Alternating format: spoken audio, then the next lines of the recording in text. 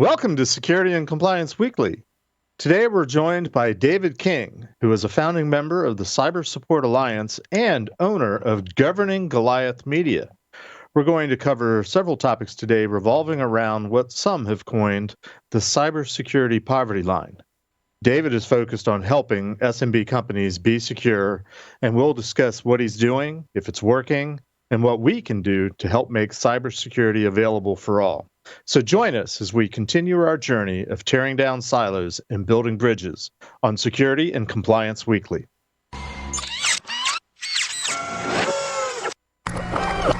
This is a Security Weekly production.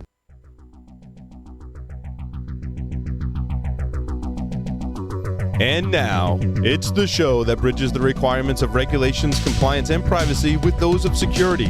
Your trusted source for complying with various mandates, building effective programs, and current compliance news.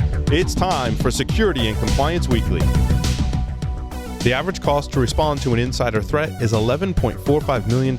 That's a lot of reasons why a functional insider threat program must be a core part of any modern cybersecurity strategy. To protect your organization's sensitive data and meet compliance requirements, you need controls in place to deter, detect, and disrupt insider threats. With ECRAN system, you can meet control requirements imposed by compliance mandates all within one insider threat management platform. Get your free 30-day trial at securityweekly.com/ECRAN. That's EKRAN, and fulfill your compliance requirements.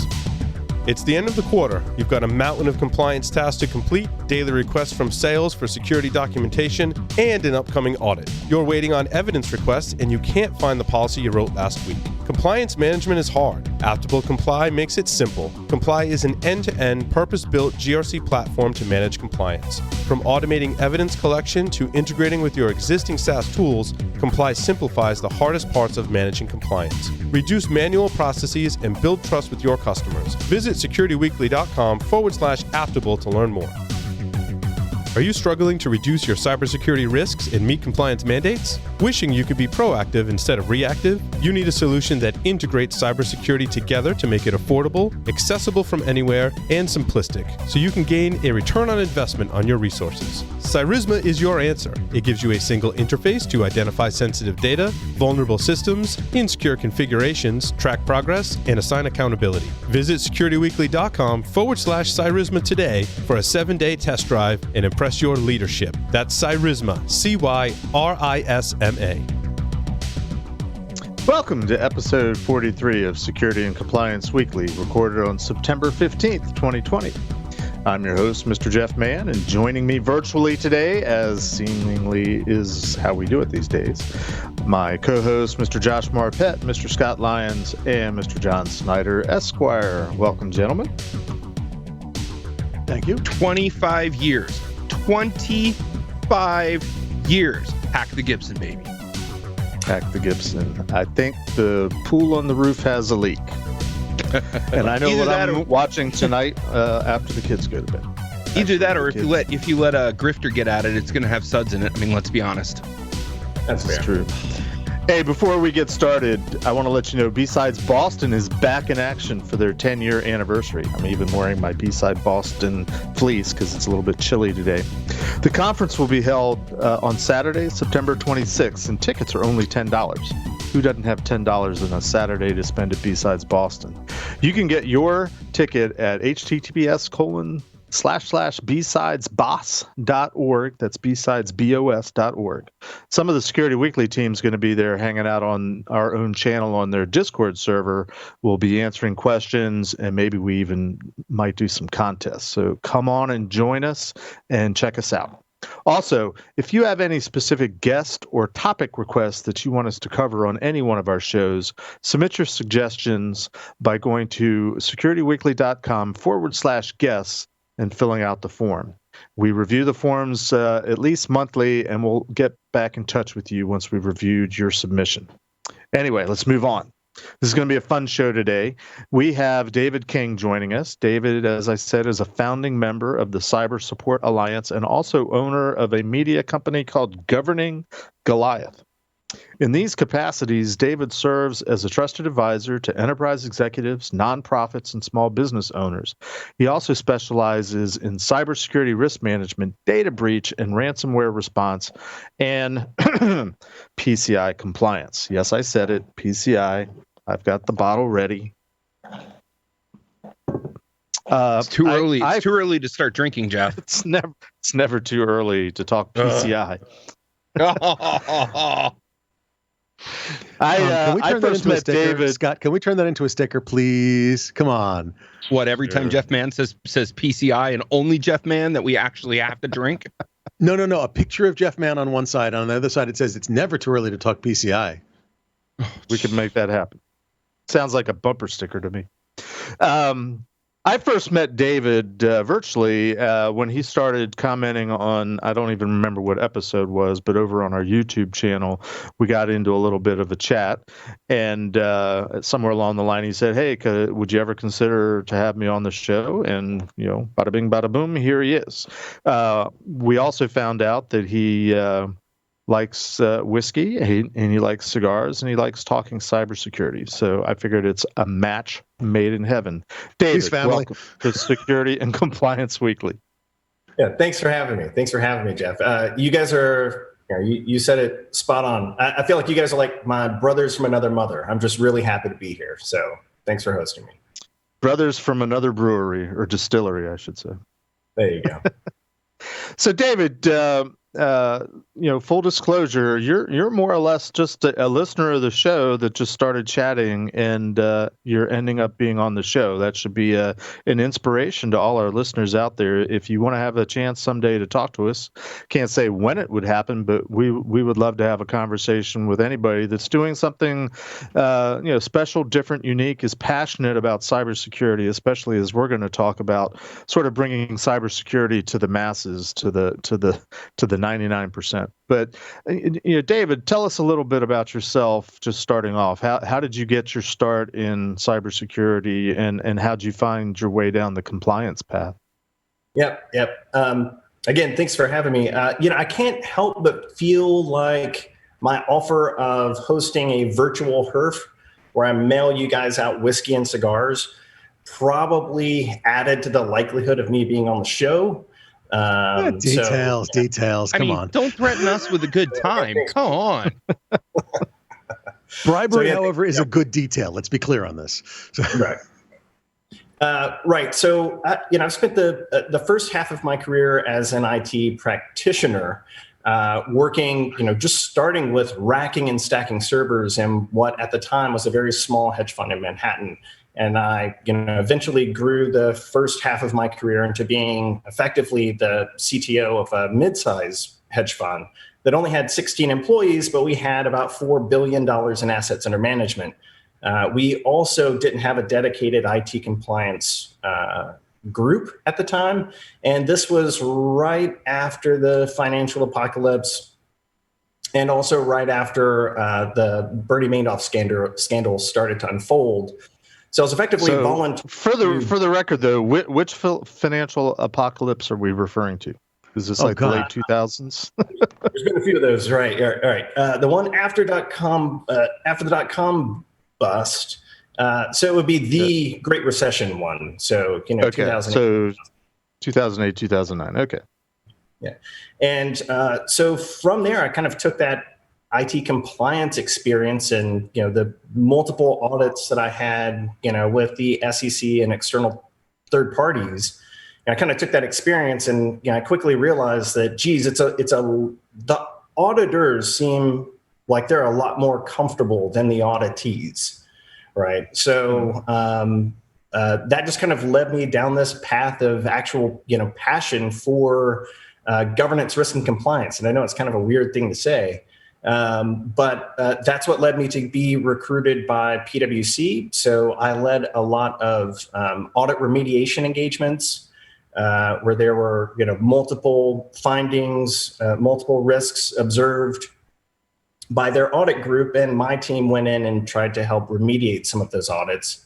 And then that led me down the path of cybersecurity breach remediation, which further kind of led me down into this compliance role. But part of that breach remediation, I was witness to a lot of layoff strategy conversations that were the result of multi-million-dollar breaches of very large companies that we saw in the headlines.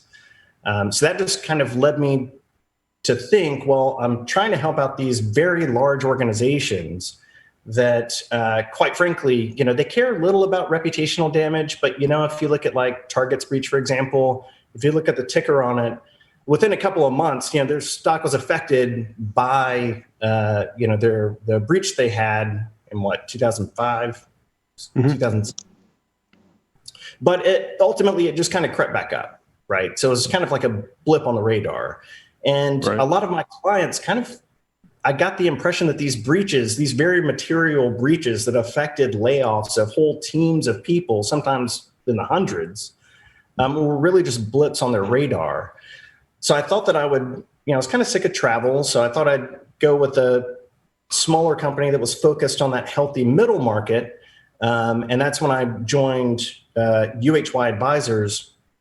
And I moved into their governance, risk, and compliance role. I also did a lot of PCI work, but mainly I was focused on, SOC 1s, SOC 2s, PCI attestations, and my own version of NIST 853 information security program protocol assessments.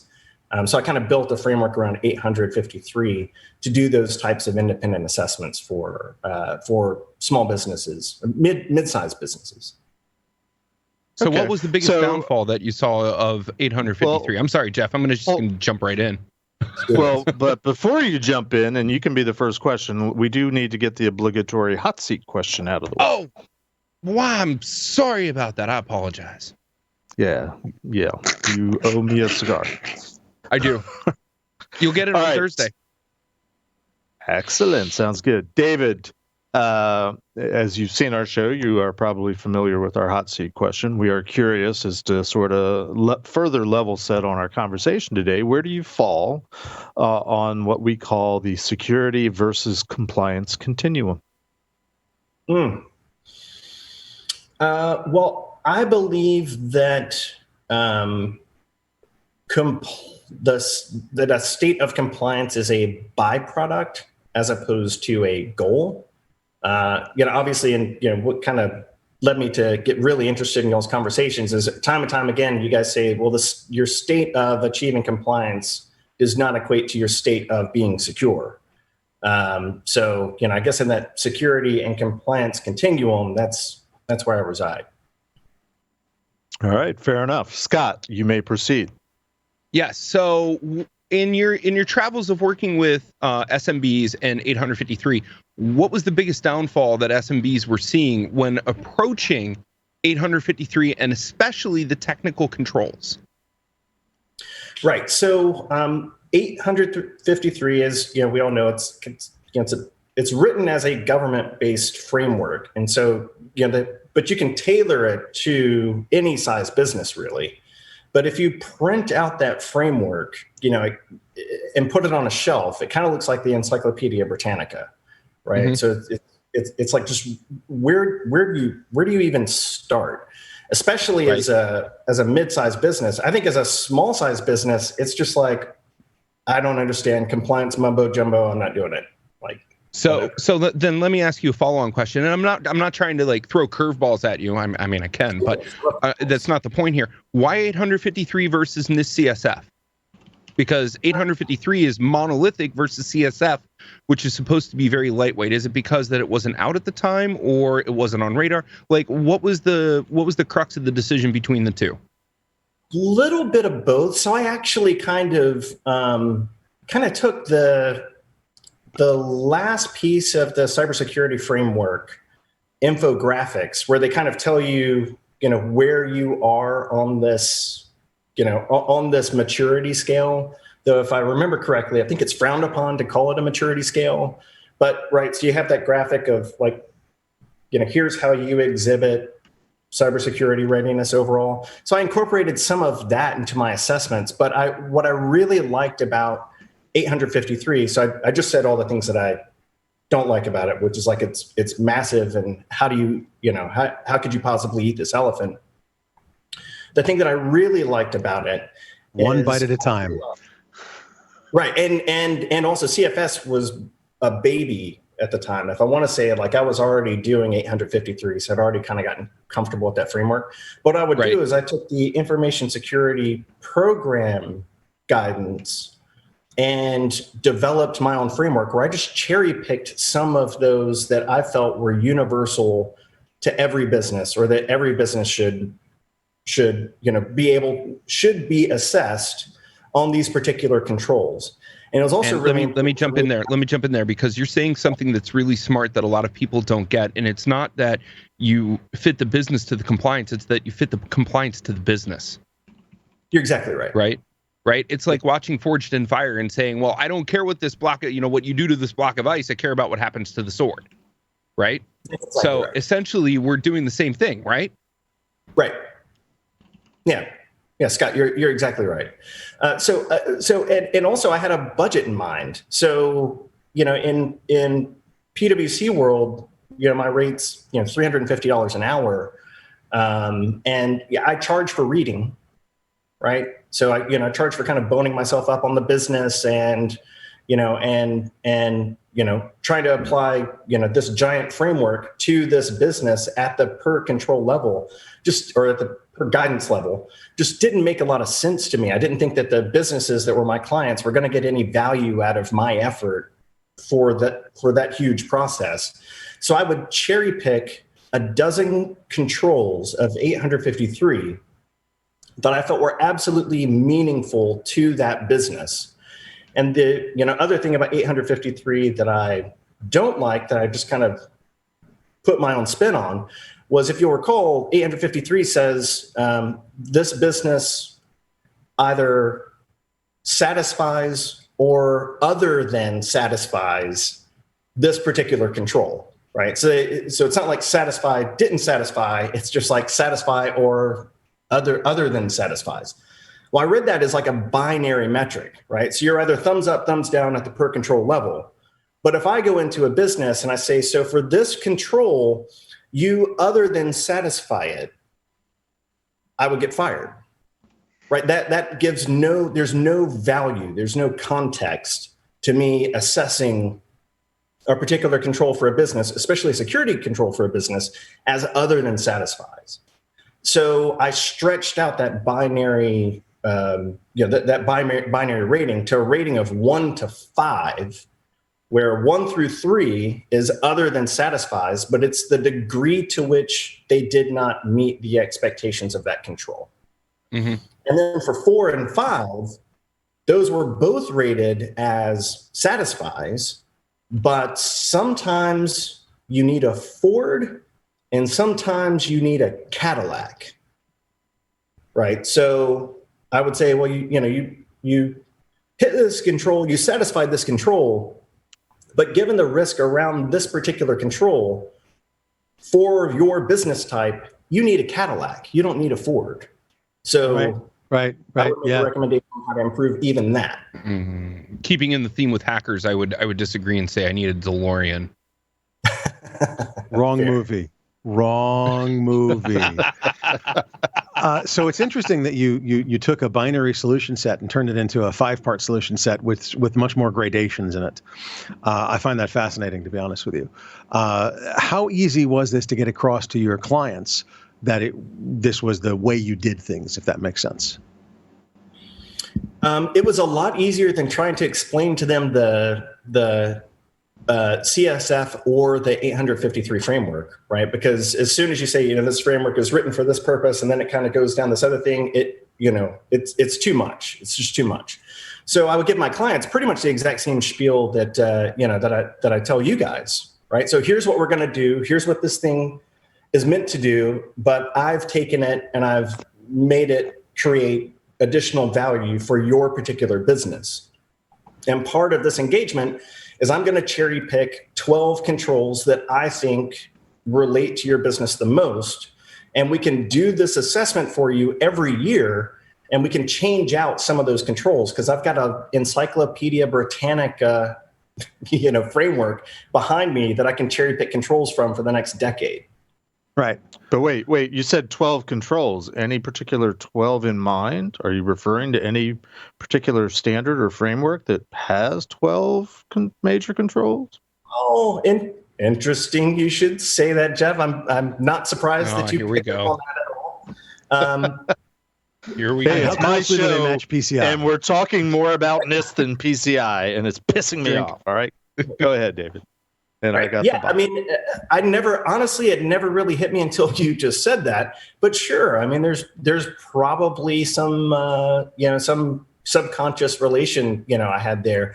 I just see 12 controls as as like the classic 80-20 split. Like, I can give an organization 80% of the value, and this is just my belief, I can give an organization 80% of the value of an 853 assessment by only assessing 12 carefully picked controls.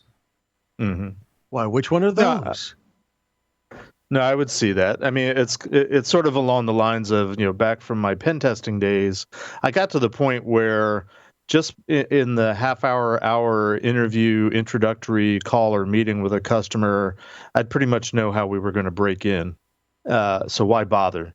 But I wanted to ask you the question, based on your sort of early experiences, and especially how we had talked, on our prep call about you wanted to put forth what it's like to be sitting on the other side of the table from the auditor, which I have no idea what it's like because I've never done an audit, but I've certainly bumped into a lot of auditors over the years. But in your experience, having to be on the receiving end of third parties coming in and putting you through the paces of a whole plethora of different regulations and compliance standards. Compare and contrast. What is more painful, less painful? What were your better experiences, worst experiences in terms of the different types of auditors and assessors that you ended up sitting across from? Well, frankly, the first time I sat across from, and this was a team of, ironically enough, I believe it was a PwC team of financial statement auditors that were looking at IT controls, which we can talk about the whole scope, scoping around all that in a second.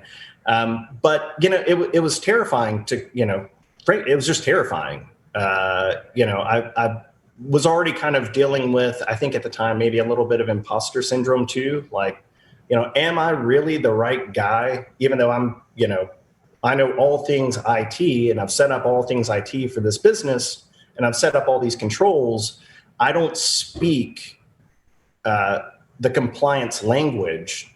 And at the time, I didn't feel like I had a very firm grasp on business speak either.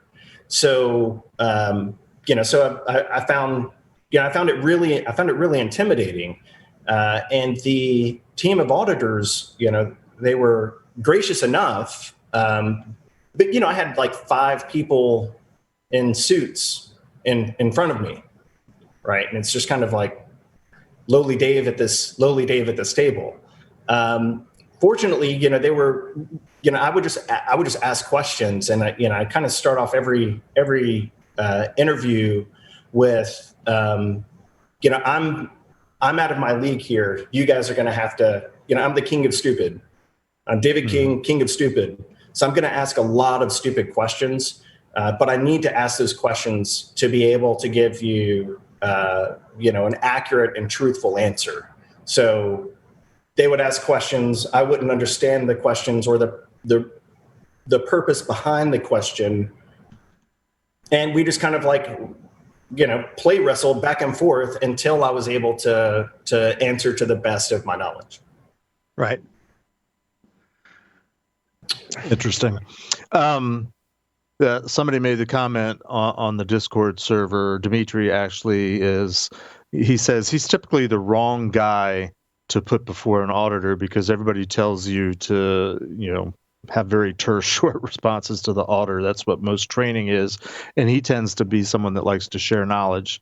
And I'm in the process of commenting back that one of the things that I think made me a good QSA back in my early QSA days was pretty much to do what you were just saying, asking a lot of silly, stupid questions, but, I was doing it as the assessor, trying to get people to talk about what they did. And I would bend over backwards to try to say, look, I don't understand what you do. Tell me what you do, explain it all to me, and just kind of walk me through a typical day of what you're doing.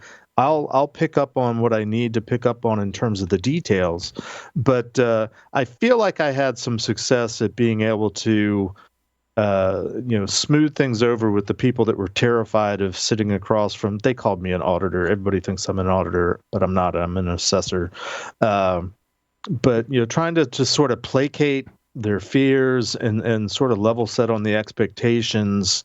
I don't think there's enough of that goes around in the auditing assessor side of the world. I wish more people were more trained at doing that.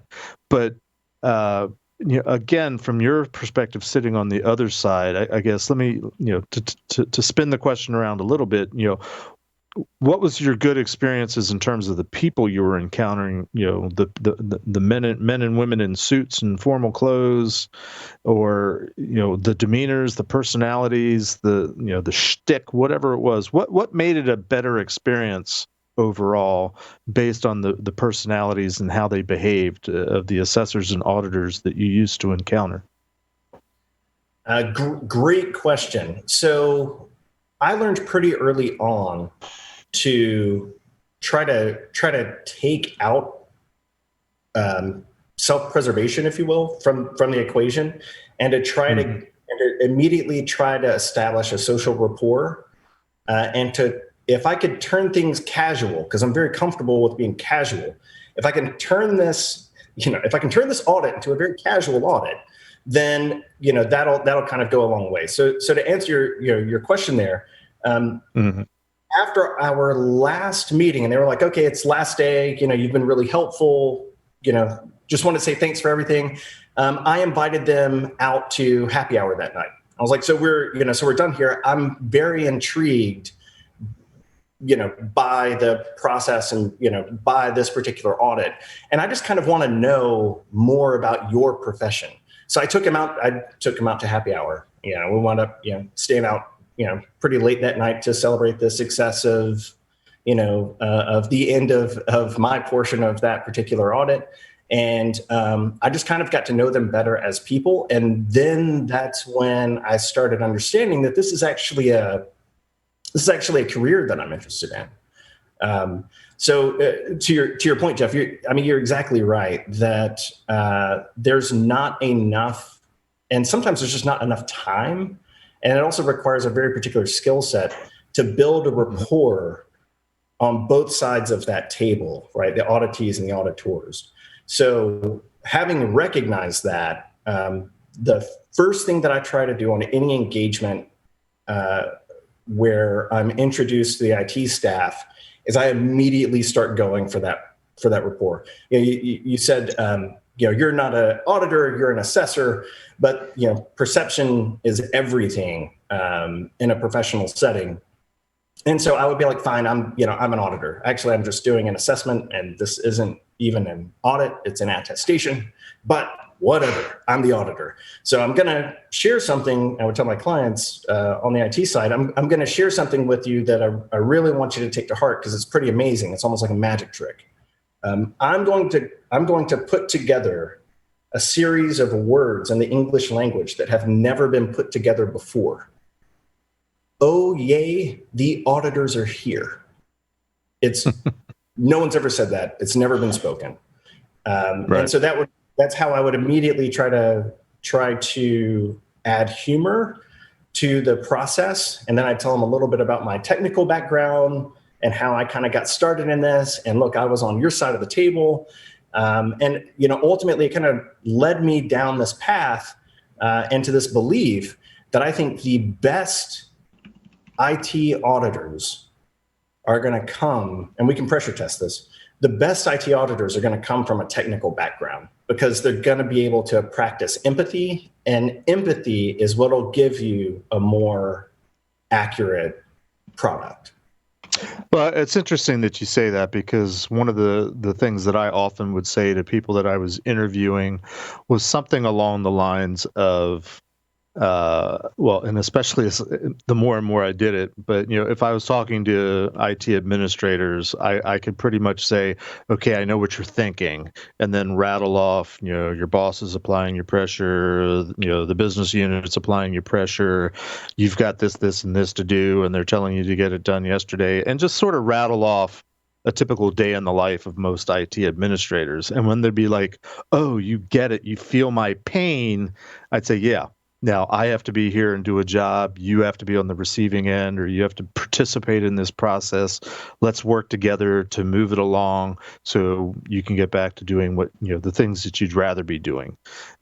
Something along those lines. But again, and also to your point, to be a good assessor, to be a good auditor, yes, I agree. The better ones are the ones that have the technical background, but I don't think you necessarily have to have done it, but you certainly need to be aware of it, and not so much having done it, but know what the people are doing, know what the job involves, maybe have some idea of their terminology, their pain points, because every organization, every company at that level is the same.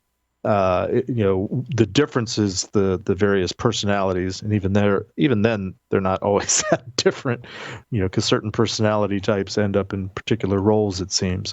But being aware and being sensitive to that, at least to the degree that I was able to do it, I think that made me a better assessor.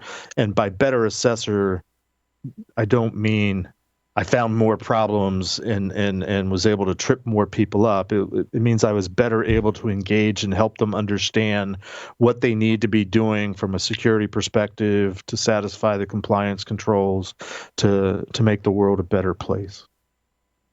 Spot on, Jeff. Spot on. I mean, my goal on every engagement is to make sure that I've added value to the client. Sometimes that's quantitative and sometimes that's qualitative, right? But my goal isn't to find the turd, though I've always find turds. My goal is to add value to the client, and establishing a rapport and practicing empathy is, you're like halfway there just by doing that. So what you're saying is empathy stuff. I mean, I'm sorry, but auditors and lawyers aren't supposed to have empathy. I'm sorry, you must not have ever been an auditor. I don't know, man. I was going to say, Josh, sort of along those lines. He's the Febreze of the cybersecurity audit space. There you go. Yeah. Oh my. I want to. By the way, go ahead, John. Oh, go. Yeah. So, John Snyder here. Probably the profession. The one profession less liked than loved. the auditor is the lawyer. And not probably. Not probably. Definitely. So when the bang occurs, when there's a breach, when something goes wrong, that's when I come in. And the first thing I do is say, okay, who's in charge of the cybersecurity? Who's the auditor? I got to talk to them and make sure, that whatever bad thing happened, we at least took reasonable care to prevent it. And at that point, you as a cyber professional are now in the realm of talking to people that may or may not have, the degree of knowledge that you have. So I wonder if you could talk a little bit about the challenges of communicating cybersecurity practices and principles, not just to somewhat technically adept lawyers, but God forbid, a crusty old judge that, doesn't even have, still writes things out by hand. Because, it's not just a matter of, it's not just a matter of being able to communicate it to other professionals, in your field, but to the broader community. Let me step in real quick, because I suspect, David, that you have a somewhat lengthy answer to that question, and I want to get to it, but we need to take a break real quick. We'll come back. You can answer the question. Don't forget it. and then we'll sort of shift gears a little bit now that we've framed sort of the problem that you've seen. We'll talk a little bit about what you're doing to try to address some of these problems. So stay tuned. We'll be right back after this quick break.